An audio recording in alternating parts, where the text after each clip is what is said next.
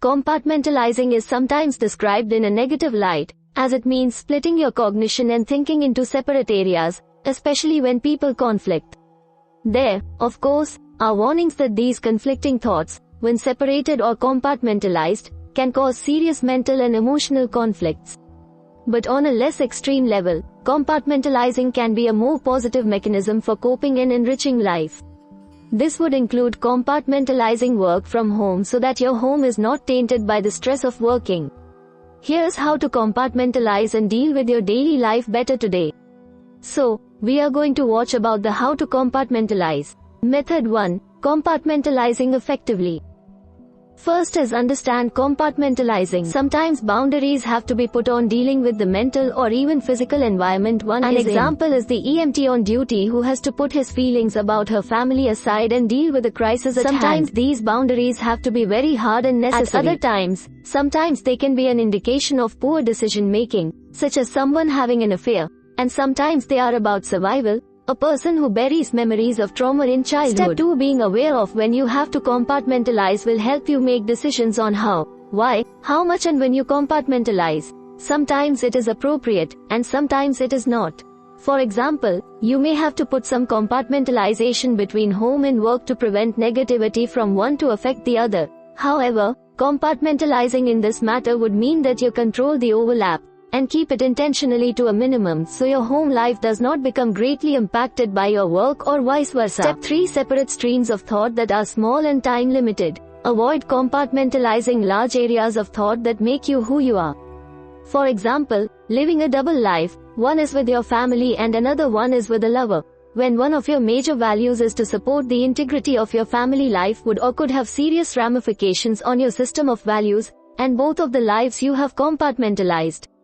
Smaller items would be that of being a surgeon and a medical director at the same time. The roles are certainly different, but by compartmentalizing, you will be able to aptly manage both roles and reduce the amount of overlap between the two. Step 4. Find a way to transition between compartments. Create a system of supporting the separation so that your compartmentalization is effective. Recognize when one set of thoughts merges with another, and remind yourself that at that given moment, what your role and priority are. It's unlikely that you'll be able to snap your fingers and move right from one compartment to the next, but you can come up with a routine, like taking a walk or going for a short drive, that helps you cleanse your mind and move from one thing to the next. If you are transitioning from work to home, tell yourself that you'll have to finish thinking about work at the end of your commute. You can start thinking about it again when you commute to work the next day. College students do this often and well. Taking one course that the student does not enjoy can stop by leaving that classroom, allowing the freedom to fully participate in the next class, one that is enjoyed. Step 5. Know that these compartments in your psyche are there on purpose. Make sure you are always in control of that separation, and that it does not become a reflex type of a defense mechanism. Remember that just because you're switching between compartments doesn't mean you are avoiding your feelings or impulses. It just means that it's not productive to think about the other area of your life right now, and you'll get back to it later. Step 6. Avoid multitasking. If you want to compartmentalize as seamlessly as possible, then avoid multitasking, especially in between compartments, no matter how small the gesture. You may not think that calling your wife to sort out some home-related stress during your lunch break is breaking your flow, but doing so will make you more stressed and less productive throughout your workday. Of course, if you really have to attend to a personal matter, you shouldn't put it off for too long, but if you can save it until later, you'll be more focused on the task at hand.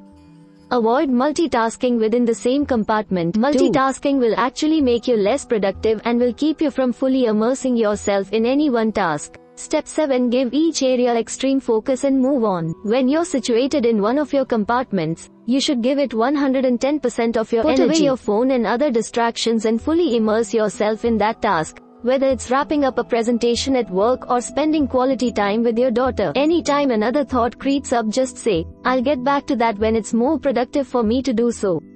If you give whatever you are doing your full focus, then you'll be able to get it done more quickly and to move on to the next thing. Set a time limit for yourself. Say, "I'm going to work on project A for 1 hour before I move on to project B." This will put more pressure on you to fully immerse yourself in project A while you can. Step 8. Learn to compartmentalize difficult news. If you've heard some devastating or difficult news, then you may want to break down and forgo all of your obligations. But if you want to compartmentalize, you can tell yourself, I will give this situation 2 hours of my time. I will write down, think, or say everything that I am thinking or feeling about it before I move forward. This doesn't mean that I have dealt with the issue or that I will tuck away my pain, but it does mean that I will think about it as much as I need to before I end up dwelling or making myself feel worse. I'll pick it up again later, but I won't let it ruin my day or my life. Step 9. Remember that you can always return to any compartment. Let go of the feeling that you have to deal with every crisis, problem, or situation as soon as it happens, and that if you don't get to it, you'll be upset for the entire day. Sure, the unresolved crisis at work is a real drag, but you won't be able to figure it out until you're meeting with your boss tomorrow. So take a deep breath, tell yourself that you'll figure it out when you can really return to it, and move on to the next thing. Step 10. Ask yourself how you can help the situation by thinking about it. You've had a fight with your girlfriend. Your son just got accused of shoplifting. Your boss just put you in charge of a new project and it has not been going well. However, you're not in a position to do anything about any of these things right now. So what do? Sit around for hours thinking about it, imagining the worst, and replaying your angry thoughts over and over and wasting your energy by thinking about this? Absolutely not. Instead, you ask yourself, how can thinking about this area of my life improve things?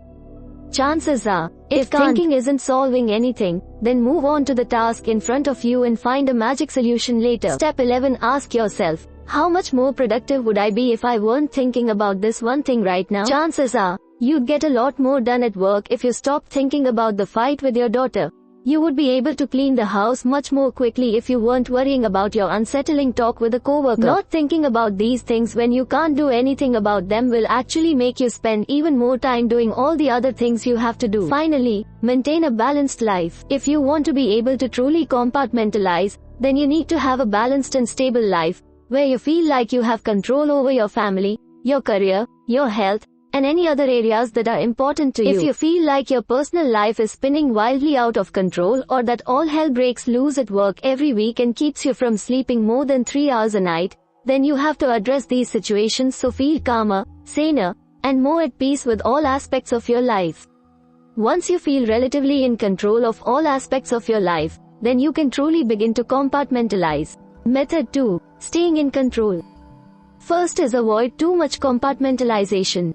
Feeling that your life is shattered into too many pieces, or that you cannot departmentalize when you choose, is a warning that you are losing control over how you keep aspects of your life separated. Over time, this could create serious psychological problems.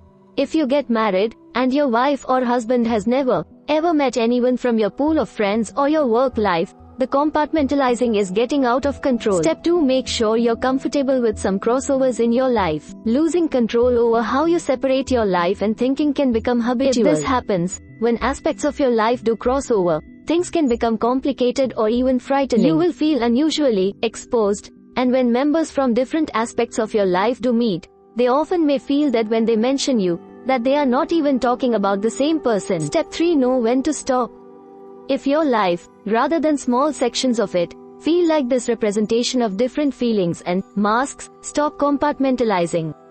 Losing control as stated above leads to either greater efforts at compartmentalization, or great fear of two or more segments of your life ever coming into contact with each other. It is damaging to open and honest relationships, and raises suspicion in people who are very strictly assigned to one segment or another of your life. Step 4. Maintain both awareness and control over these separations.